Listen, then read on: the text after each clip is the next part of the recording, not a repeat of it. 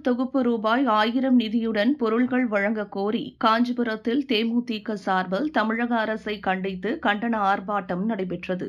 தமிழகம் முழுவதும் பெண்களுக்கு உரிய பாதுகாப்பை வழங்க வலியுறுத்தியும், பொங்கல் பரிசு தொகுப்புடன் ரூபாய் 1000 வழங்க வலியுறுத்தியும் தேமுதிக சார்பில் அனைத்து மாவட்ட தலைநகரங்களிலும் இன்று ஆர்ப்பாட்டம் நடைபெறும்.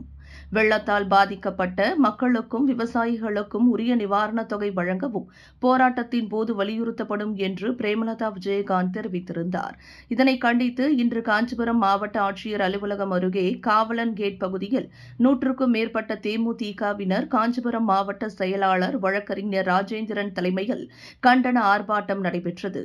இந்த ஆர்ப்பாட்டத்தில் பொங்கல் தொகுப்புடன் ரூபாய் 1000 வழங்க கோரியும், வெள்ளத்தால் பாதிக்கப்பட்ட மக்களுக்கு நிவாரணம் வழங்க கோரியும், பல்வேறு கோரிக்கைகளை வலியுறுத்தியும் தமிழக அரசுக்கு எதிராக கோஷங்கள் எழுப்பியவாறு கண்டன ஆர்ப்பாட்டம் நடைபெற்றது.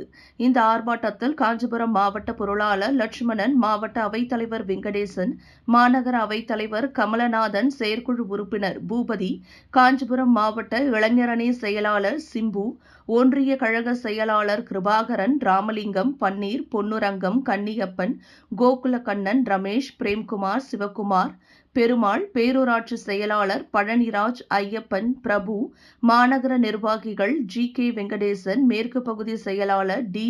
சந்திரமௌலி, தெற்கு பகுதி செயலாளர் கே. சேகர், பூபாலன், பூபதி, லோகநாதன், இளையராஜா, மணிவண்ணன், குமார், முரளி, கோதாவரி, வனஜா, ஜெயக்குமார், தேவதாஸ், செல்வராஜ், பெருமாள், அருணகிரி, சுதாகர், சண்முகம், வட்ட செயலாளர்கள் பாலச்சந்தர், அக்பர்பாய், ரமேஷ், பஞ்சாட்சரம், துரைராஜ், அண்ணாதுரை, அண்ணாமலை, எம்.எஸ். அண்ணாதுரை, வேலு, மணிகண்டன், பெருமாள், லட்சுமணன் என அனைத்து நிர்வாகிகளும் கலந்து கொண்டனர்.